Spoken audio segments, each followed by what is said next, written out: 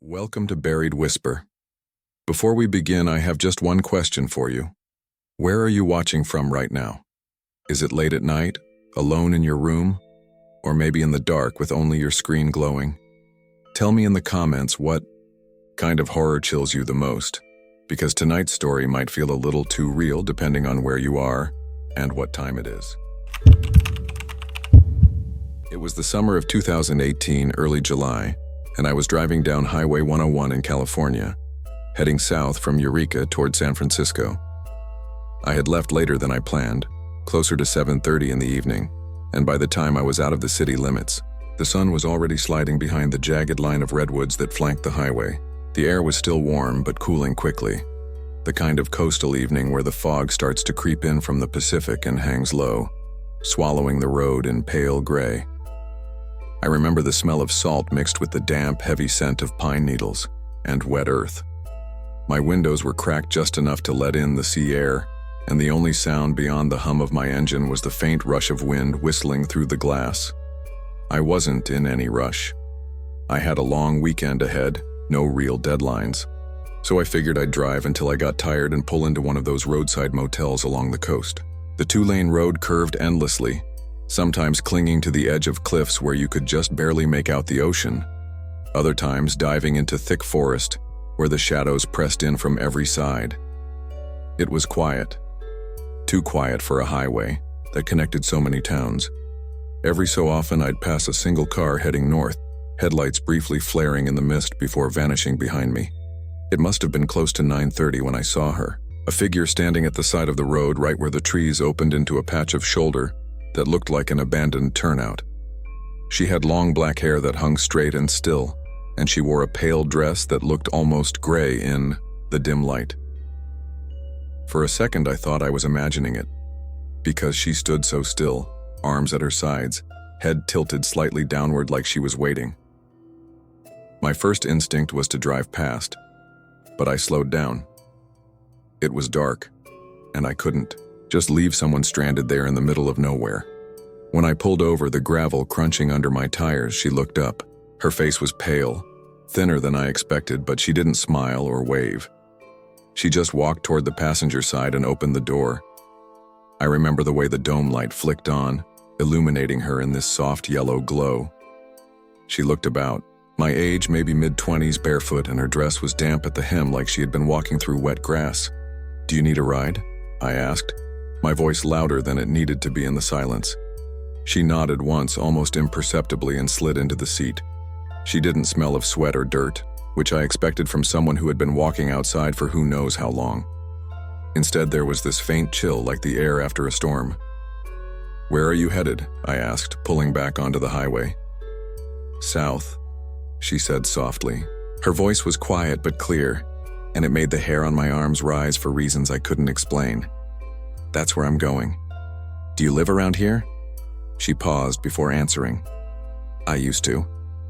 The way she said it made me glance at her. She was staring out the window, her reflection ghost-like against the dark glass. Something about her posture was rigid, too deliberate, like she was trying to sit perfectly still. I told myself she was probably just nervous. Maybe she had a rough night, maybe she didn't want to talk. So I let the silence hang, the only sounds the tires against the road and the occasional sigh of wind through the trees. About 20 minutes later, the fog thickened until it felt like driving through smoke. My headlights carved out only a narrow tunnel of visibility, and the forest pressed close, black and endless on both sides. That was when she finally spoke again. "Do you believe in ghosts?" she asked suddenly. I laughed, nervous and unsure how else to respond. "I don't know. Why?" Her gaze didn't move from the window. "Because sometimes they never leave. They stay on the roads they died on." The air in the car felt heavier, colder. I gripped the wheel tighter, my eyes darting between the fog and her reflection in the glass. I didn't know what to say. I told myself it was just a weird conversation. Maybe she was drunk or high. Maybe she had some personal story she wanted to unload. But then she turned her head and looked straight at me for the first time since she got in. Her eyes were dark, not just in color but in depth, like there was no light behind them. "My name is Claire," she whispered. If you see my parents, tell them I'm sorry." I felt my chest tighten. "What do you mean?" I asked, my voice cracking a little. She didn't answer. She just looked back out the window, her profile faintly illuminated by the dashboard glow. The silence stretched until I couldn't take it anymore. "Look, Claire, if you want me to take you somewhere specific, you need to tell me." That was when I realized the seat beside me was empty. The door was still closed, the seatbelt still buckled as if no one had been there at all. My hand slipped on the steering wheel and I nearly veered off into the shoulder. I slammed on the brakes, my heart hammering so loudly I could barely hear the screech of tires. When the car stopped, I turned, fumbling for the dome light. The seat was empty. No footprints on the floor, no dampness from her dress, nothing. I sat there for what felt like forever, staring at the passenger seat and then out into the fog. My breathing was ragged, my throat dry. Finally, I forced myself to open the door and step out onto the asphalt. The night pressed in, the fog curling around me like smoke. The forest was silent, too silent. No crickets, no rustle of leaves, no distant surf from the ocean. Just silence. I called out her name once, my voice echoing back flat and hollow. Nothing answered. Shaking, I got back in the car and drove. I didn't stop again until I hit a gas station outside Fort Bragg. The clerk looked at me strangely when I stumbled inside, pale and trembling. I must have looked half crazed. I told him I picked up a hitchhiker, a woman named Claire, and she vanished from my car. He froze, then asked me to describe her. When I did, his expression shifted into something I'll never forget. A mixture of recognition and unease. "You're not the first," he said quietly. "She died out here. Car accident back in the 90s. People still see her sometimes."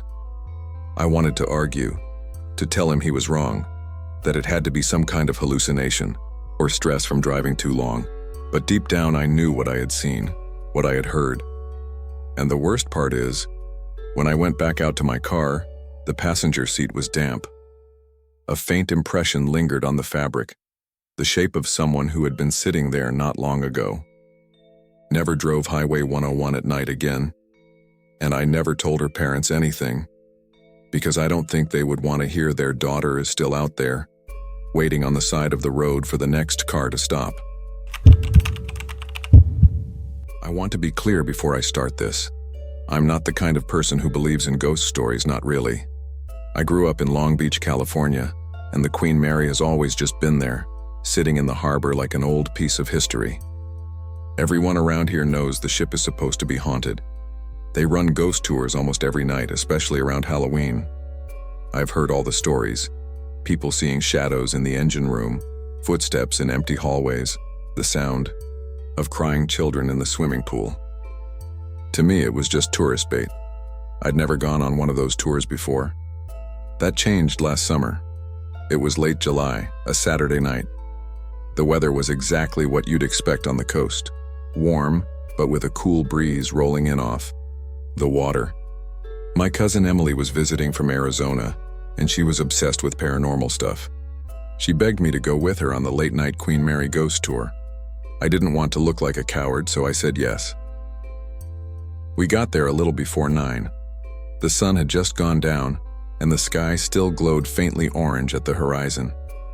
The ship loomed above us, black and massive, with its 3 faded red and black smokestacks cutting into the twilight. I remember the smell of the harbor, salt water mixed with the faint sour tang of diesel fuel from nearby boats. Seagulls screeched overhead, though they were just dark specks against the fading light. Inside, the ship was cooler. The air conditioning hummed faintly, and the narrow hallways smelled like old carpet and polish, like a hotel that hadn't been updated in decades. Our tour guide was a cheerful guy in his 40s, wearing a polo shirt with the Queen Mary logo. He cracked jokes as he led us through the grand salons, the Art Deco bars, and long echoing corridors. Emily was practically bouncing with excitement, whispering to me every time he pointed out a spot where someone had claimed to see a ghost. It was all fun until we got to the pool. The first-class swimming pool is one of the most famous parts of the ship. It hasn't been filled with water for years, but the tiles are still intact, the ladders still gleam, and the whole place smells faintly damp. Our footsteps echoed in a hollow way that made me uncomfortable, like the sound was bouncing off more than just the walls. The guide turned off the main light, so we were standing in a dim glow from the emergency lamps. He told us about a little girl named Jackie, a spirit who supposedly plays by the pool.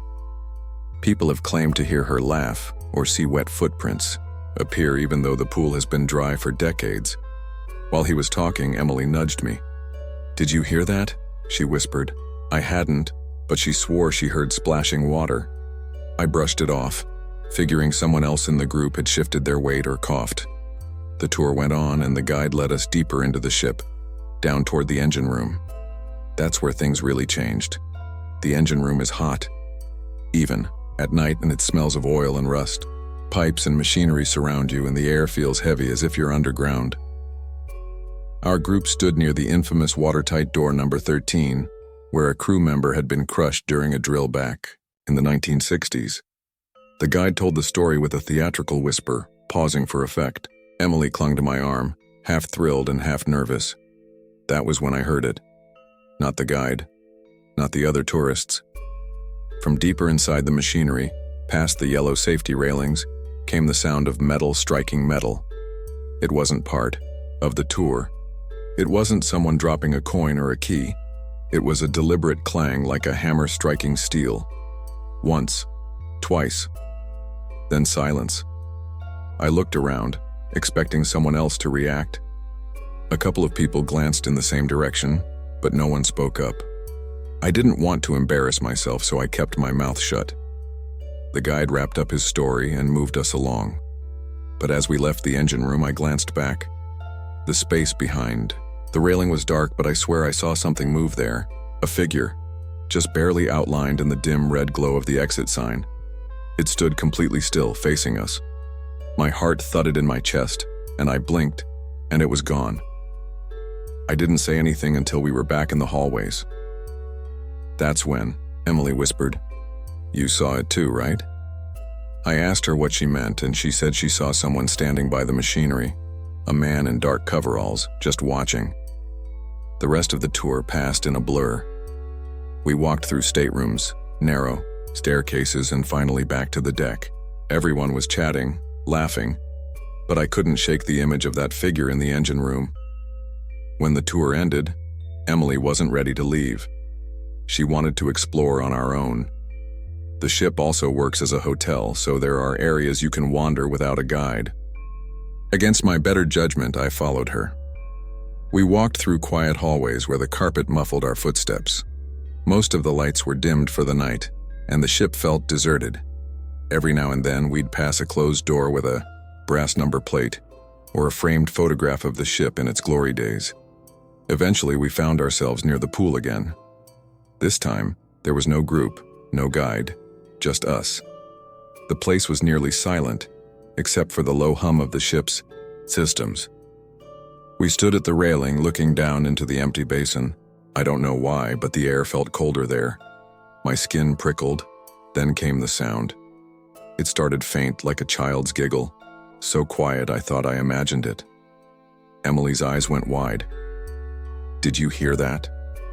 I nodded, my throat dry. The yow giggle came again, louder, echoing unnaturally around the tiled walls. Emily leaned over the railing, peering into the shadows. "Jackie?" she whispered, as if she expected the ghost to answer. And then we saw them. On the tiles around the edge of the pool, faint but visible, were wet footprints, small ones, bare feet, no shoes. They appeared one after another, as if someone was walking, though there was no one there. They glistened in the dim light, leading from the diving board down toward the far doorway. I felt something tighten in my chest, and without thinking, I grabbed Emily's hand. "We need to go." She resisted at first, whispering that maybe it was staged, part of the attraction, but the look on her face betrayed her. She was just as scared as I was. We left the pool quickly, almost running, and the hallway seemed darker than before. Every corner felt like it held someone just out of sight. By the time we reached the lobby, I was sweating and out of breath. We didn't talk much on the way home. Emily finally admitted she was shaken, that it hadn't felt staged. And me? I still can't explain it. I try to tell myself it was a trick, some leftover moisture on the tiles, maybe sound carrying weird through the ship's walls. But here's the part that really bothers me. The next morning, Emily showed me a picture she took while we were at the pool. At first it looked normal, just the empty basin, the tiled floor. But in the far corner, near the doorway where the footprints had led, there was something else. A shadow. Not just a dark patch, not just poor lighting. She was shaped like a man, tall, thin, leaning against the wall. His head was tilted as though he was watching us. Emily swears she didn't see it when she took the photo. I didn't either. And sometimes late at night, I catch myself thinking about that shadow. The way it stood so still, the way its head tilted, almost curious.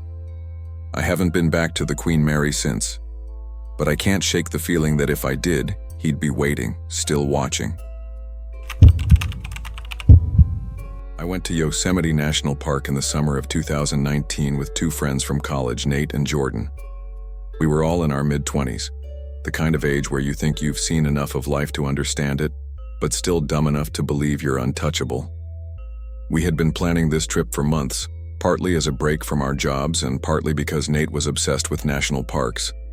He wanted to do the classic real camping experience, meaning no RVs, no running water, and no cell service, for miles. We drove up from San Jose in his old Subaru, packed with tents, sleeping bags, too much trail mix, and just enough beer to make us think we were adventurous but not irresponsible. The drive itself was uneventful. It was late June, the weather dry and warm, the kind of day that makes you feel like you've stepped into a postcard. When we finally arrived at the trailhead, it was mid-afternoon, and the parking lot was full of dusty cars and trucks with roof racks. Families were unloading coolers, kids were running around, and a ranger stood at the information board answering the same questions over and over. The air smelled faintly of pine sap and smoke from distant campfires. It was the kind of setting where horror was the furthest thing from my mind.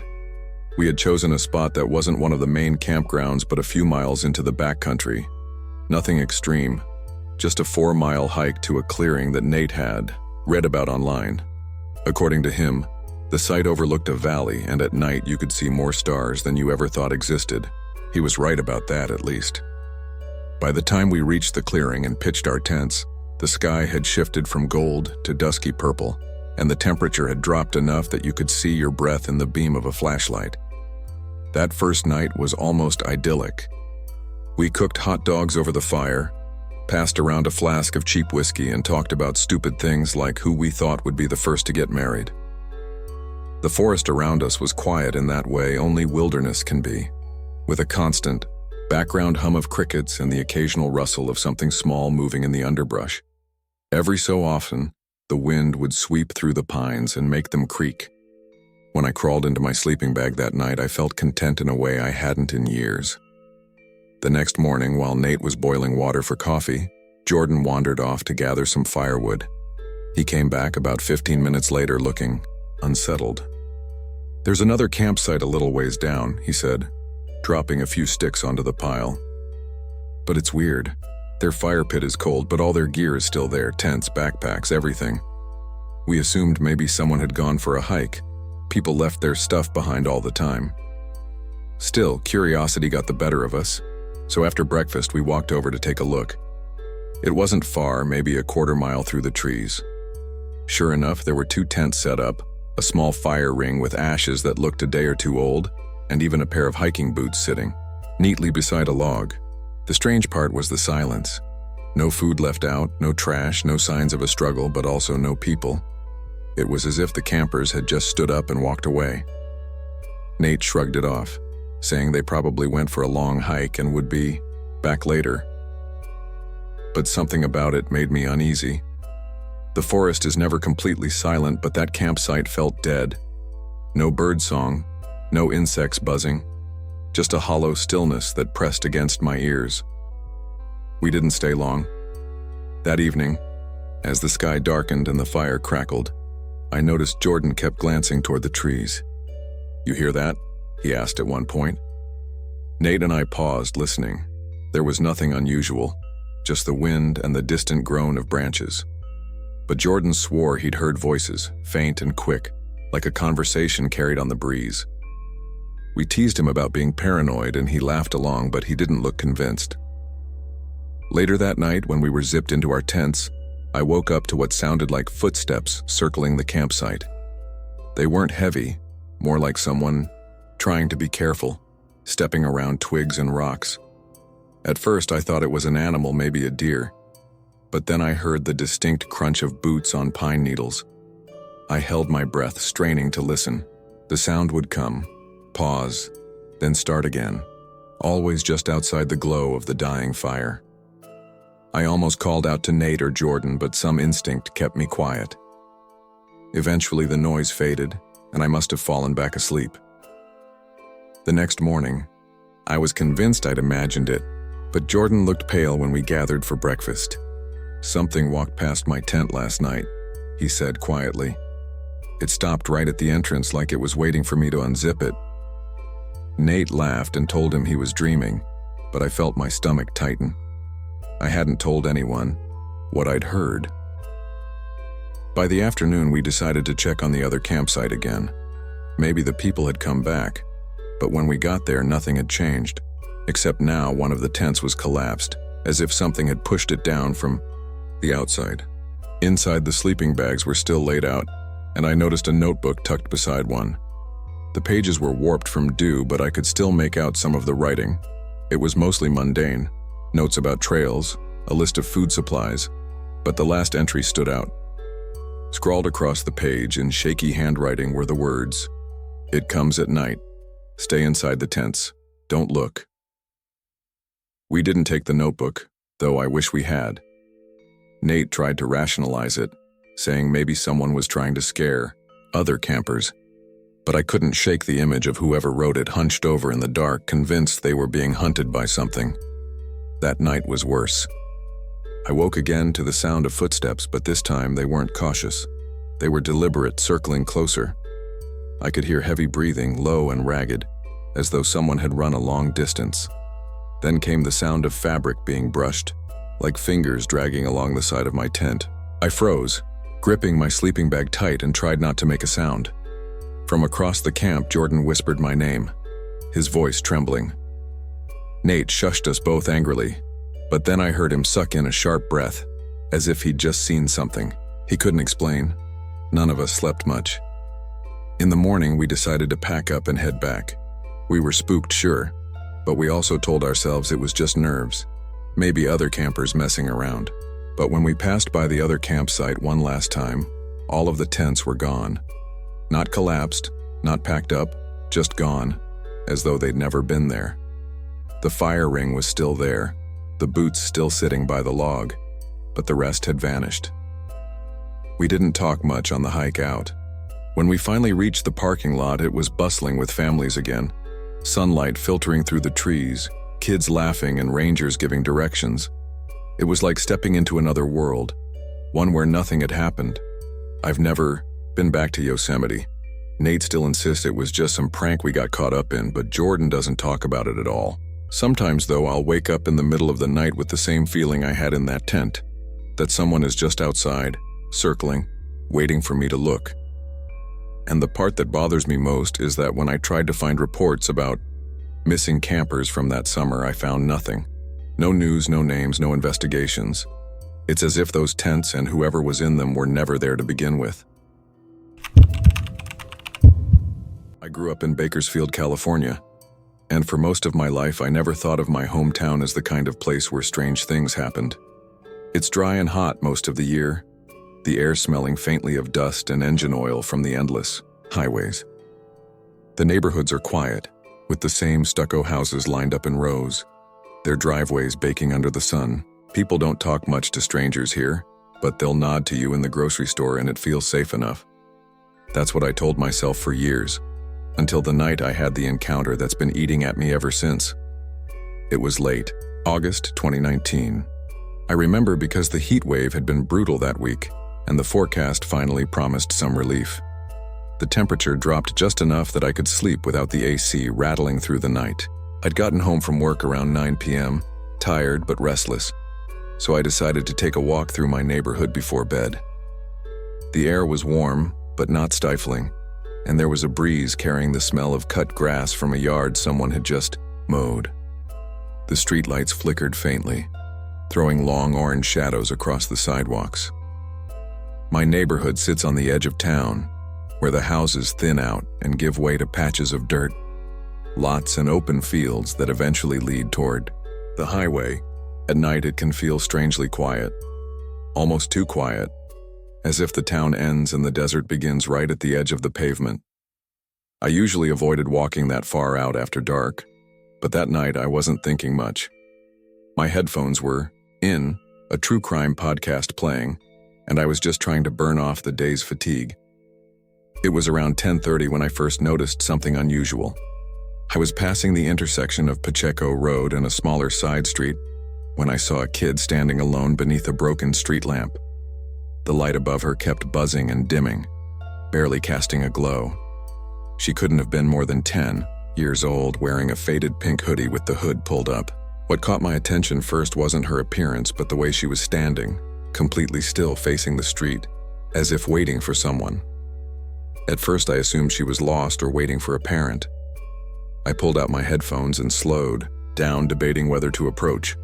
Bakersfield isn't exactly known for being the safest place at night, especially for kids, and the sight of her just standing there triggered a protective instinct. "You okay, kid?" I called out when I got closer. Her head turned slightly, just enough that I could see part of her face beneath the hood. Something about it made me uneasy. She didn't answer right away, just tilted her head to the side like she was listening. Stopped about 10 feet away. "Do you need help? It's pretty late to be out here." When she finally spoke, her voice was soft, almost a whisper, but I heard it clear as day. "Can you take me home?" That should have been a straightforward request, but something about the way she said it made my skin crawl. Her tone was flat, like she was repeating words she didn't fully understand. Still, I nodded cautiously. "Where do you live?" She didn't answer. Instead, she stepped closer, into the faint light, and that's when I noticed her eyes. At first I thought the shadow of the hood was tricking me, but as she looked up, my stomach dropped. Her eyes were completely black, not just the irises, but the entire thing, black, glossy, reflecting the orange streetlight like two marbles. I froze. Every rational part of my brain screamed that this was impossible, but there it was, right in front of me. I tried to convince myself it was some kind of medical condition or colored contacts, but no kid I'd ever seen had eyes like that. "I can't find my house," she said, her voice breaking slightly, though her face stayed completely blank. I should have run. I know that now. But some part of me, maybe the part that didn't want to believe what I was seeing, kept me rooted. "What's your name?" I asked, my voice shaky. She took another step toward me, and that's when I noticed something even stranger. Her movements were slightly jerky, like she was mimicking how kids walk but not getting it right. Her arms didn't swing naturally. They hung stiffly at her sides. "Let me in," she whispered. That sentence hit me like ice water. Let her in?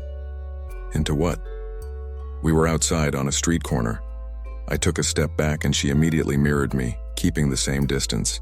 My heart was pounding so hard I could hear it in my ears. "There's a gas station down the street," I stammered. "Maybe we can go there and call your parents." She shook her head slowly, mechanically, like a doll. "No, let me in." Her voice was louder this time, sharper like an order. I stumbled back another step, and without even thinking, I turned and started walking quickly toward my house. I didn't run. I don't know why. Maybe because I didn't want to see her chase me. But every nerve in my body screamed that she was following, and she was. I didn't hear footsteps, but I felt it. That pressure of someone right behind you. Too close. When I finally worked up the nerve to glance back, she was there, matching my pace exactly. No expression on her face. Her black eyes locked on mine. By the time I reached my street, I broke into a sprint. My lungs burned, and my keys nearly slipped from my sweaty hand as I fumbled to unlock my front door. I slammed it shut behind me and leaned against it, gasping for breath. For a moment, the house was silent except for my heartbeat thudding in my ears. Then came the knock. 3 soft, deliberate knocks on my front door. Not frantic, not childlike. Just steady. Let me in. Her voice was muffled through the wood, but it was unmistakable. I didn't answer. I didn't move. Please. I'm cold. I wanted to believe I was imagining it, that exhaustion and heat stroke had scrambled my senses. But then the knocking grew louder, harder, until it rattled the terror in its frame. I backed away, tripping over the edge of the couch and crouched low, staring at the entryway. The knocking stopped as suddenly as it started. Silence. I waited there for what felt like hours, every muscle tense, until finally I dared to peek out the window beside the door. The porch was empty. The street was still. But here's the part that keeps me awake at night. When I checked the security camera footage the next morning, there was nothing. No child, no figure at all. Just me running up the street, unlocking my door, and then knocking sounds on the audio track with no one there to make them. I don't take night walks anymore. And sometimes, when the wind rattles my windows, just right, I swear I still hear that soft, deliberate knocking and her voice whispering through the dark, "Let me in." Last summer, I drove from Tucson, Arizona to Las Cruces, New Mexico for work. It was one of those trips I didn't plan well. I left late in the day, telling myself I could beat the heat and avoid traffic. By the time I crossed into New Mexico, the sun was sinking low, painting the desert in bruised purples and fiery oranges. The weather was clear, but the air was dry enough to crack my lips, and the wind pushed against my little Toyota Corolla like it was trying to keep me from going further east. The highway stretched empty for miles, straight as a ruler, lined with pale desert brush and the occasional sagging fence. I stopped at a gas station about 30 minutes outside of Deming. It wasn't much, just 2 pumps, a flickering sign, and a cinder block store that smelled like dust and gasoline. The man behind the counter barely looked up when I bought a Gatorade. His eyes flicked to the horizon more than once, as though he was waiting for something. When I asked how far it was to Las Cruces, he told me, "About an hour and a half if you don't stop. Don't stop unless you have to." He said it flat, without any friendliness, like he was giving me a rule instead of advice. I laughed nervously and told him I'd keep that in mind, but something about the way he looked at me as I walked out stuck with me. His eyes weren't just tired, they were worried. Back on the highway, the sky turned black faster than I expected. Out here, there weren't any streetlights or houses, just the narrow beam of my headlights cutting into the void. The desert was vast and quiet. Too quiet. The kind of silence that presses against your ears until you notice every tiny sound inside your own car. The hum of the tires, the rattle of a soda bottle in the cup holder, the faint whistle from the AC vent. About 40 minutes later, I saw movement ahead. At first, I thought it was just heat distortion, but as I slowed down, my headlights caught a figure standing on the shoulder of the road. A woman. She wore a long white dress that looked too clean for the desert, and her black hair was long, hanging over her face. She didn't wave, didn't stick out her thumb. She just stood there facing the road like she'd been waiting for me specifically. My stomach tightened. Every rational part of me said to keep driving, but I tapped the brakes and slowed to a crawl. When I got close enough, I rolled down the window a few inches. "You okay?" I called. She didn't answer. She just lifted her head enough for me to see her face. It was pale, her eyes wide like she'd been crying for hours. She raised her arm and pointed off into the desert. Not down the road, not back the way I'd come, just into the black emptiness beside us. I shook my head. "I can't. I'm sorry." My voice cracked. I pressed the gas again and pulled forward, my rearview mirror catching the last image of her standing still, arms stretched, pointing into nothing. A mile later, I told myself I was imagining things.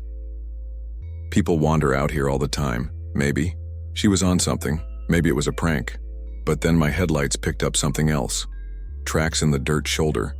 Not tire tracks, footprints, dozens of them, like a group had crossed the highway recently barefoot.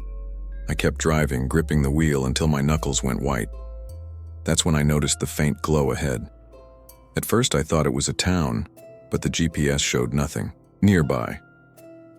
As I got closer, I saw the glow wasn't from streetlights or buildings. It was from fires. On a flat stretch of desert about 100 yards off the road, maybe 30 torches burned in a wide circle. Around them stood people, their shapes shifting in the light.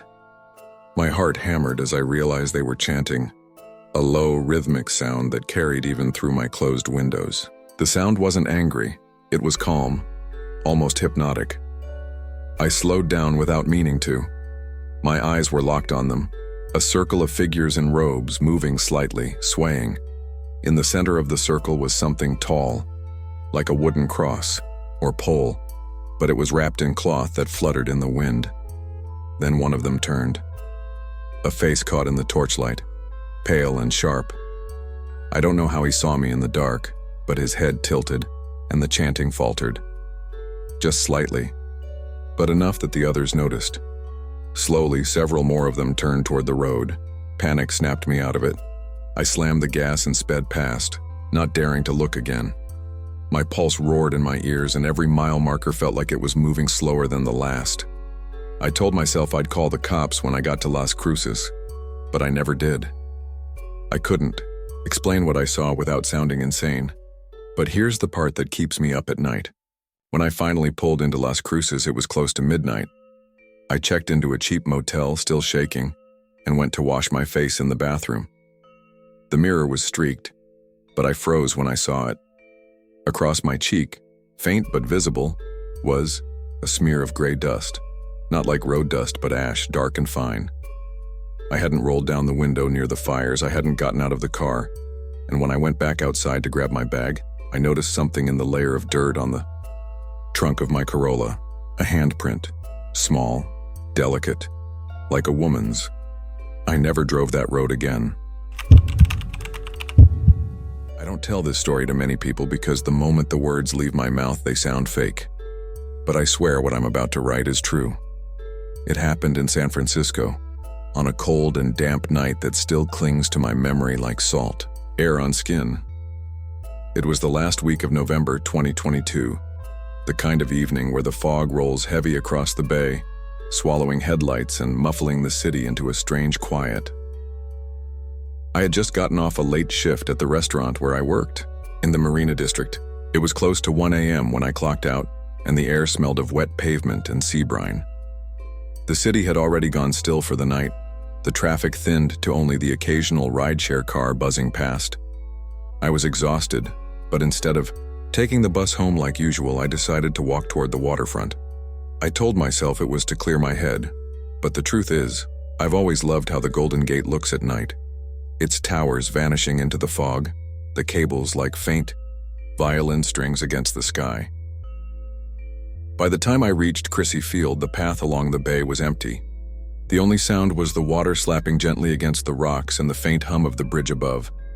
The fog was so thick that night, it looked like smoke drifting in slow motion. I pulled my jacket tighter and kept walking, drawn toward the bridge like a moth. When you stand underneath the Golden Gate at night, you notice things you never do during the day. The sound is different, metal groans, the slap of waves against the concrete pylons, the occasional echo of a car overhead. But that night something else cut through those sounds. Faint at first, but sharp enough to freeze me mid-step. It was a scream. It wasn't long, not even loud, but it was enough to make every hair on my body stand up. I turned, scanning the shoreline. Nothing. Just fog and black water. I told myself it was probably someone up on the bridge. Voices carry strangely in fog. Maybe a drunk tourist yelling.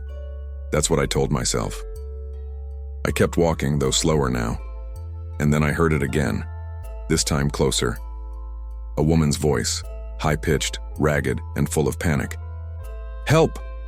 It was coming from beneath the bridge. Stopped at the edge of the pier and leaned over the railing, staring down at the water. It churned darkly below, the tide pushing hard against the rocks. I couldn't see anyone. No movement, no flailing arms, just black water sucking against concrete. My chest tightened. "Hello?" I called, my voice cracking in the cold air. "Is someone down there?" No response, just the groan of steel overhead. I pulled out my phone to shine the flashlight, angling it down into the water. The beam cut through the fog in a cone, scattering white mist. That's when I saw something, or thought I did. A face, pale, half submerged, looking straight up at me from the water's surface. I dropped the phone in shock, fumbling to catch it before it clattered onto the pier. By the time I steadied the light and shined it down again, the face was gone.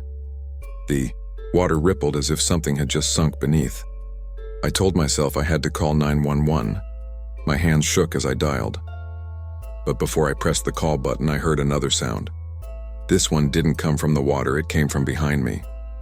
Footsteps, slow, deliberate, on the wooden planks of the pier. I spun around, my phone light jittering across the fog. The beam hit nothing but empty mist. My breath puffed out in clouds. The footsteps stopped. I called out again, this time more desperate. "Hello? Who's there?" No answer. I should have run. Any sane person would have left right then. But I felt, glued to the spot, caught between the thought that someone needed help in the water and the terror of being watched. My stomach twisted in a way I can't explain. Then the scream came again. This time so close it felt like it was right beside me. It tore through the fog and into my ear, raw and desperate. I jumped back, almost tripping over the edge of the pier. My flashlight swung wildly, and in that split-second sweep I saw something that still wakes me up at night. There was a figure standing just beyond the edge of the fog. Thin. So thin it looked stretched. Its head tilted unnaturally, like its neck couldn't hold the weight. The light caught the shape of its face, and I swear to God it looked exactly like the one I'd seen in the water. And then it opened its mouth.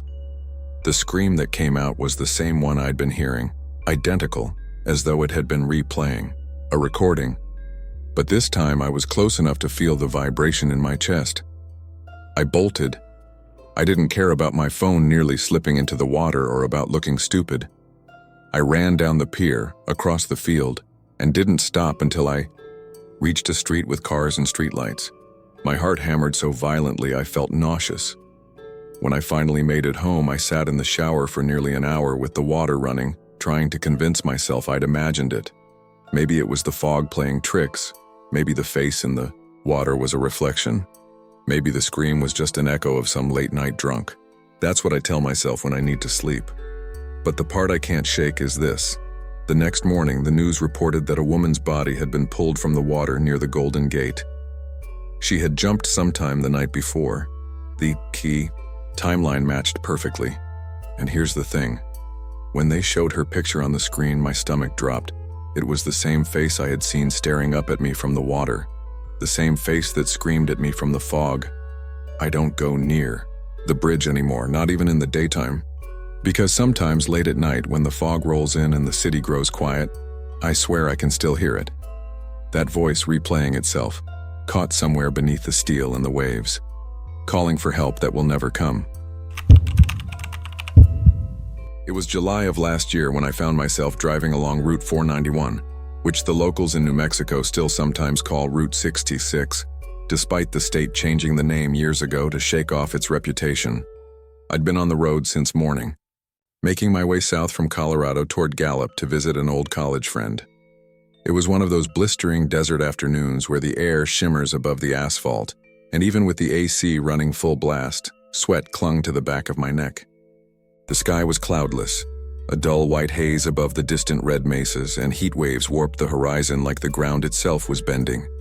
My rental car wasn't anything special, a silver Hyundai Elantra with just enough power to hold steady, at 70. I had the radio on low, static breaking in and out of a country station and a half-empty bottle of water in the cup holder. Everything about the drive felt ordinary in that kind of monotonous highway drifting way. I didn't think much about the road's history at first. I'd heard the nickname Devil's Highway before, but I figured it was just some local superstition, one of those stories people use to spook tourists. By the time the sun started dipping lower, casting long shadows across the mesas, I Realized I hadn't seen another car in almost an hour. That struck me as strange, but not impossible. The desert has long, empty stretches where you can go miles without crossing another traveler. The quiet should have been peaceful, but instead it made me hyper-aware of every sound inside the car. The squeak of the steering wheel, the faint rattle from the AC vents, the thrum of tires on faded pavement. Around 7 p.m., I came up on a sign that read, "Devil's Backbone next 20 miles." I don't know if it was the name or the timing, but a weight settled in my stomach. The landscape had shifted too. Instead of flat desert, the road began winding between jagged ridges of sandstone, the rock faces turning dark orange in the dying light. The highway narrowed, hugging the curves of cliffs that dropped sharply into shadowy ravines.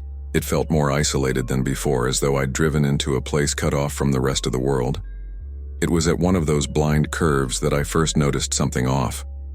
A figure stood by the roadside about 50 feet ahead, where the gravel shoulder widened.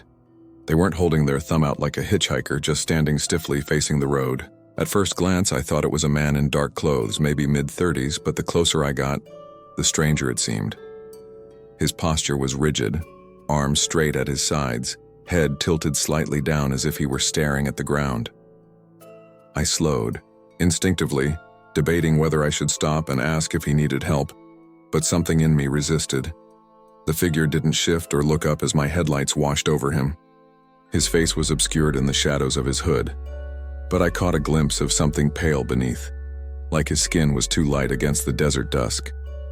I drove past without rolling down the window, glancing into my rearview mirror. For a second, I swore I saw him standing in the middle of the lane watching my car shrink into the distance. I tried to shake it off, telling myself it was probably just a traveler stranded on a dead stretch of highway. But then, maybe 5 minutes later, I saw him again. This time he was standing by a different curve, hands still pressed against his sides, head lowered. I slammed the brakes and my heart jumped into my throat. There was no way I could have passed him earlier and had him appear ahead of me again. I'd been going 65 without stopping. My brain scrambled for explanations. Maybe there were two men dressed the same. Maybe I was overtired and hallucinating.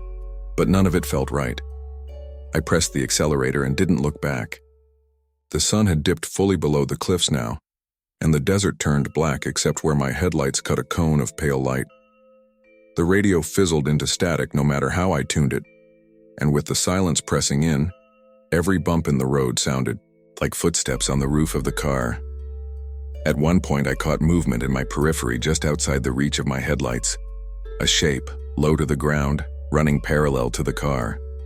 When I turned my head, there was nothing there but open desert and scrub. I gripped the steering wheel tighter, knuckles whitening, and forced myself to stare straight ahead. Then the headlights caught him again, standing in the road this time, directly in my lane. I swerved hard, tires screeching against the shoulder, gravel. The car fishtailing before I managed to pull it back under control. My chest was tight, breath ragged as I slowed down just enough to not lose control on the curves. I didn't see him in the rear view that time, but I knew he was still there, somewhere. My phone had no signal. The dashboard clock ticked over to 8:06, but it felt like time had slowed. The road kept winding, curve after curve, with no end in sight. At one point, the faint smell of sulfur filled the car, sharp and rotten, even though the vents were set to circulate inside air. I gagged and rolled the window down, but the outside air was worse, thick, heavy, and hot like the breath of an oven. That's when I heard it, a faint tapping, like knuckles brushing against glass. It came from the passenger side window. I turned, my head too fast, expecting to see a face pressed against the glass, but there was nothing there, only the streaked reflection of my own pale face. The tapping stopped the second I looked, only to start again at the rear window behind me. I wanted to pull over, to stop the car and get out, but some instinct told me that if I did, I wouldn't make it back inside. So I drove faster, taking blind curves at speeds that made my tires squeal. My hands shook against the wheel.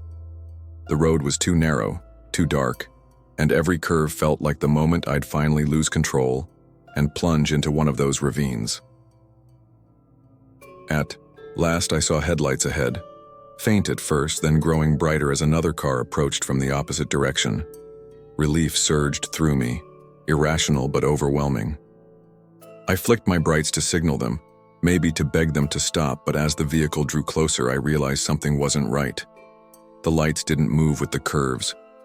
They came straight toward me, dead center in my lane. I braced for impact, slamming on the horn, swerving violently onto the gravel shoulder. The other car roared past with inches to spare, a blur of shadow and metal, but when I checked the mirror, the road behind me was empty. There were no taillights, no fading glow, just darkness. I don't remember the next 10 miles clearly. It's a haze of fear and adrenaline, the road twisting endlessly while I begged under my breath for it to end. When the highway finally opened up again, flattening into wide desert straight away, I nearly cried. The lights of Gallup shimmered, faintly on the horizon, and I pushed the car until the speedometer needle quivered near 90. I made it to my friend's house just before 10. He said I looked pale and sick, and when I tried to explain what happened, I sounded crazy even to myself. I didn't mention the sulfur smell or the tapping on the glass. I just told him the road was dangerous and I'd nearly crashed. He laughed, nervously, and said, "Yeah, that's the devil's backbone for you. A lot of people don't like driving it at night." I didn't sleep well that night. Even safe inside his guest room, I kept hearing faint tapping against the window pane, soft and steady like knuckles brushing glass. I haven't driven Route 66 since. It was the first week of October in Fresno, 2017, and the air still carried that late summer dryness, the kind that made your throat itch after a few minutes outside. I remember because the sky that afternoon was a washed-out blue, no clouds in sight, and the heat shimmered off the asphalt as I drove toward the east side of town. I wasn't supposed to end up anywhere near the old hospital. My plan was simple: meet up with a buddy at his apartment after work, crack open some beers, and watch the Dodgers game.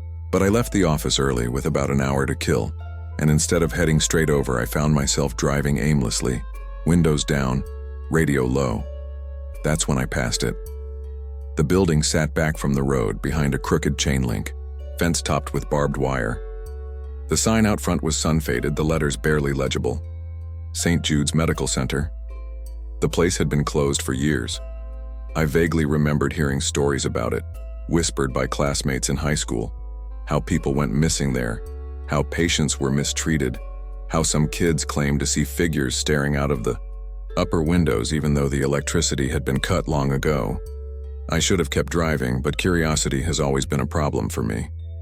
I pulled over at the curb, engine idling, and just sat there looking at it. The parking lot was cracked, weeds forcing themselves through jagged lines in the pavement. A couple of abandoned shopping carts rusted near the entrance. The whole place had the kind of silence that presses in on you, heavy and unnatural, even with the distant hum of city traffic behind me. I don't know what made me decide to get out. Maybe it was boredom. Maybe it was the pull of those old stories. Maybe I just wanted to say I had stepped inside. Either way, I killed the engine, pocketed my keys, and slipped through a section of fence where the wires had been cut and curled outward. Up close, the hospital looked worse. The front doors were boarded, graffiti scrawled across the plywood, names, crude drawings, and a spray-painted warning that read, "Keep out. They never left." I laughed nervously at that, brushing it off as kids trying to spook each other, but my stomach tightened anyway. The air smelled faintly of mildew like wet drywall, even though it hadn't rained in weeks. I circled around to the side, where a broken window gaped just above ground level. The glass had long since been shattered, leaving jagged teeth around the frame, but someone had cleared enough to crawl through. I hesitated, scanning the lot for anyone watching, then ducked inside. The shift was immediate. Outside, it had been hot and bright. Inside, it was cool, damp, and dark, the air so thick it felt like stepping into a basement. My eyes adjusted, slowly, shapes emerging from shadow. Overturned gurneys, piles of broken ceiling tiles, a wheelchair on its side like it had been thrown. My footsteps echoed too loudly on the linoleum. I pulled out my phone and switched on the flashlight. the beam cutting a narrow path down the hallway. For the first 10 minutes, it was just what you'd expect from an abandoned building. Graffiti, trash, old medical posters curling on the walls. But the deeper I went, the more it felt wrong. Rooms were stripped bare except for the occasional bed frame bolted to the floor, the walls stained in long brown streaks. At one point, I passed what had to be the pediatric ward. Faded stickers of cartoon animals peeled from the paint, their colors washed out, and I swear I could smell something sweet and rotten like spoiled fruit. I kept telling myself I'd only stay another minute, maybe snap a photo or two, then head back, but I was pulled onward step by step like the place wanted me inside. That was when I heard the first sound. It was faint, but in the silence it carried, like a shuffle of feet somewhere ahead. I froze, holding my breath. Rats, I thought. I'm still. My pulse quickened and I debated turning around, but I didn't. Instead, I called out, "Hello, anyone in here?" My voice bounced down the hall, thinner than I expected. No answer. I walked slower now, beam shaking slightly in my hand. I turned a corner and came to a set of double doors, their glass panes painted over long ago. When I pushed them open, they groaned, and the sound seemed to wake the whole floor. A soft creak came from the ceiling above, followed by a drip, drip, drip of water somewhere in the dark. And then, clear as anything, a voice. It wasn't loud, not more than a whisper, but it was words, stretched thin, drawn out like air leaking from a puncture. I couldn't make them out. My skin prickled and every instinct screamed to leave, yet my legs carried me forward into a room that looked like an operating theater. The overhead lights were long dead, but the tables and steel trays were still there, rusted, covered in dust. I swear I saw something wet pooled in the corner, though when I shined my light on it, it was gone. I stood there too long, listening, straining. Nothing. My shoulders loosened. I exhaled and muttered to myself, "You're imagining things. Get out before you fall through the floor." That's when the doors slammed shut behind me. The sound was so loud it rattled the metal trays. My light jerked as I spun around, heart hammering. The doors stood closed, no sign of movement, but I knew what I'd heard. I rushed over, yanking them open. Empty hall. My breathing came fast, ragged. I told myself it had been a draft, nothing more, but I didn't believe it. I started, moving quicker, trying to retrace my steps when another sound froze me. It was closer this time. A wheeze, wet and rattling like someone struggling to breathe. It came from the hallway behind me. I didn't turn around. I just ran. My shoes slipped on the dusty floor and I nearly tripped over a length of pipe, but I kept going, heart in my throat. The sound followed, slow, dragging breaths accompanied by what might have been footsteps, uneven and heavy.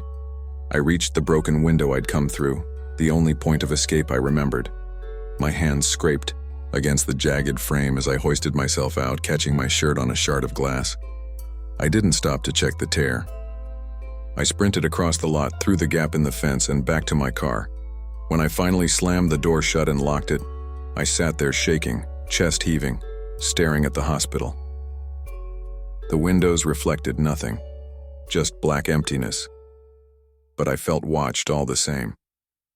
I drove away as fast as I could, every nerve screaming. Later, when I told my friend what happened, he laughed, said it was probably a squatter messing with me or my brain playing tricks in the dark. I wanted to agree.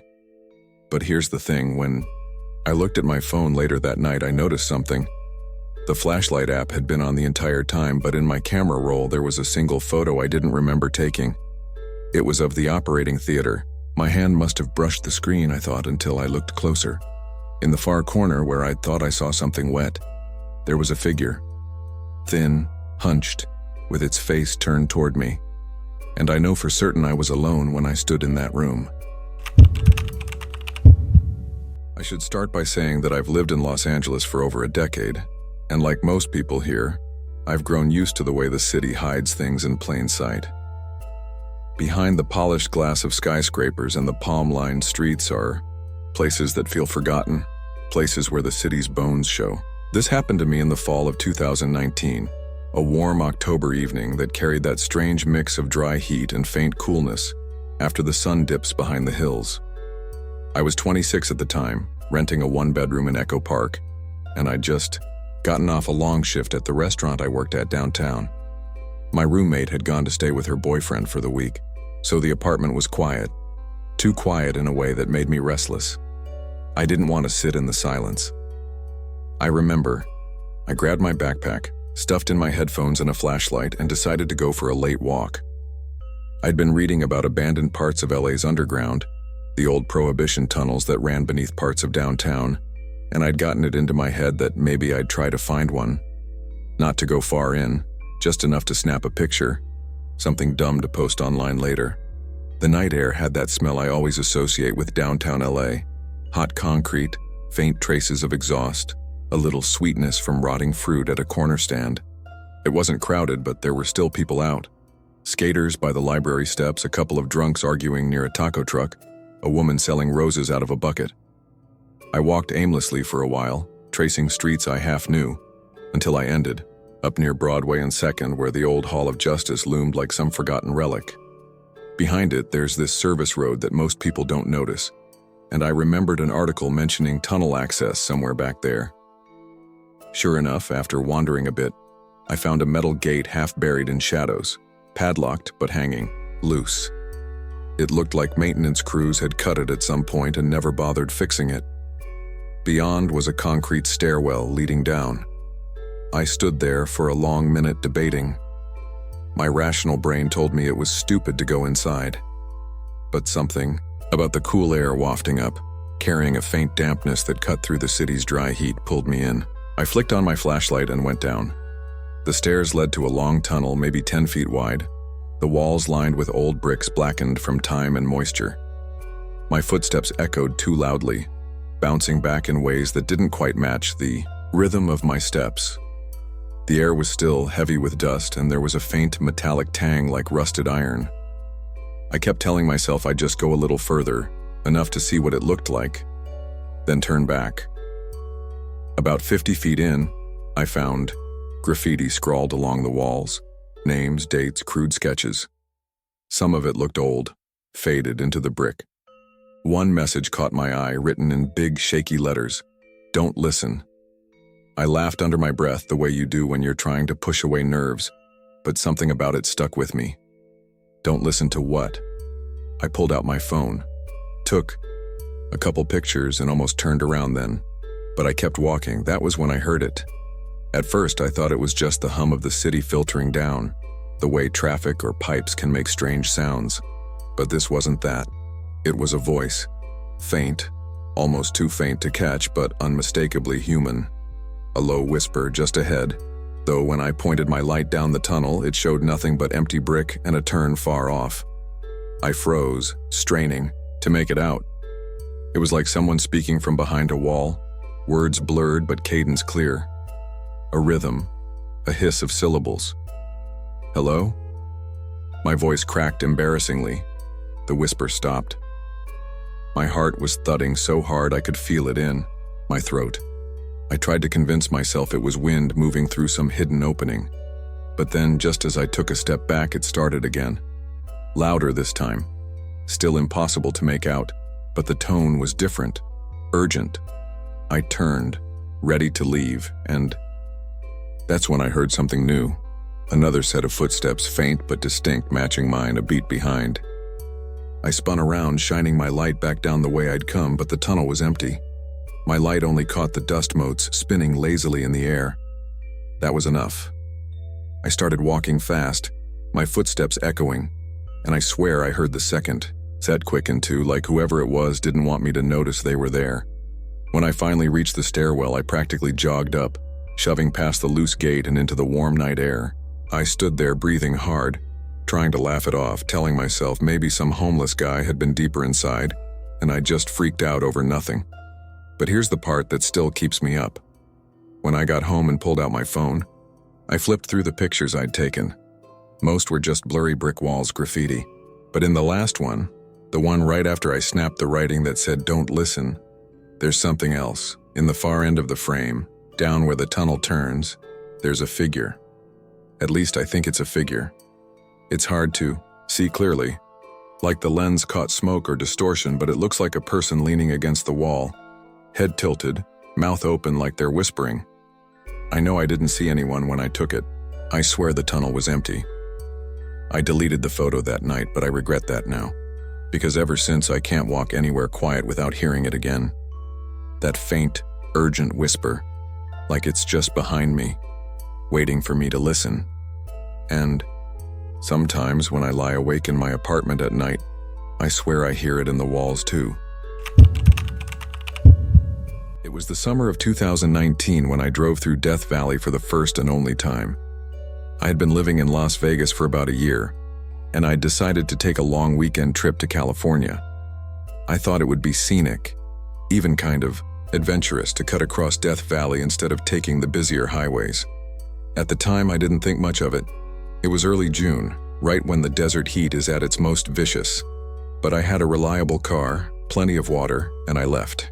In the morning to avoid the worst of it. That day was clear and cruelly bright. The sky was so blue it felt artificial, and the sunlight was so direct that everything around me looked bleached. The desert stretched endlessly on both sides, cracked earth and scattered shrubs, the kind of landscape that makes you feel small and fragile. My car's air conditioning was blasting, but the interior still felt like an oven. I had my sunglasses on, one hand on the wheel, the other drumming on the steering column to some old rock playlist. For the first few hours, it was uneventful. Just the road, the heat, and an occasional mirage shimmering ahead like a puddle that wasn't really there. Around noon, I pulled over at a small rest stop, just a shaded picnic table and a battered vending machine that looked like it hadn't been stocked in years. I stretched my legs, drank some water, and smoked half a cigarette before deciding it was too hot to linger. That was when I noticed something odd in the distance. On the horizon, where the road seemed to blur into the desert, there was a flicker, almost like the heat waves were concentrating around one point. At first, I figured it was just a mirage. Heat does strange things out there, but as I squinted against the sun, it almost looked like a shape, upright, thin, like a figure standing way out in the open. I remember shading my eyes and staring until they watered, but then a gust of wind blew dust into the air, and when I blinked, the shape was gone. I told myself it was just a trick of the light and kept driving. A couple of hours later, the strangeness started again. I had been on that empty road so long it felt like I was driving through a painting. No traffic, no towns, just me and the endless desert. Then I saw smoke. At first, I thought maybe a car had broken down ahead, but as I got closer, I realized it wasn't coming from the road, but from the desert itself. A thin column of black smoke rose straight up from the sand. No fire visible, no sign of life around it. It didn't make sense. There was nothing there that could burn, not for miles. The unsettling part was that the air inside my car began to smell faintly of burning, not like oil or rubber, but wood, like a campfire.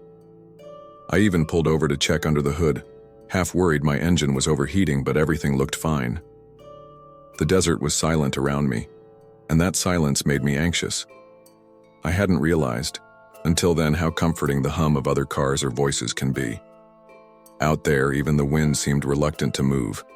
I got back in and drove on, trying to shake off the unease. About 30 minutes later, I saw him. There was no mistaking it this time. A man was standing on the side of the road.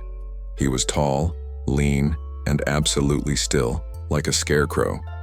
His clothes were impossible to make out in detail, but they looked blackened, scorched, almost charred. His skin, or what I could see of it, looked the same. He didn't wave, didn't move, didn't even seem to breathe. He just stood there, a figure of black against the glaring white desert. Instinct told me not to stop.